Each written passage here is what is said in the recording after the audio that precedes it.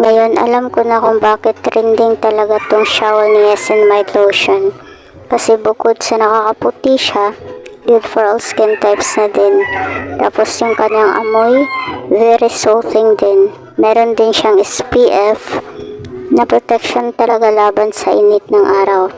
Alam naman natin na nasa tropical country tayo, kaya ito perfect na perfect talaga. Saka kapag umorder ka sa kanila, dami nilang mga pa-freebies. Kaya nga ako, dinamihan ko na ng order kasi baka magkaubusan na rin. Kaya ikaw, kung naghahanap ka ng garantisado at legit na mga products, check out mo na to.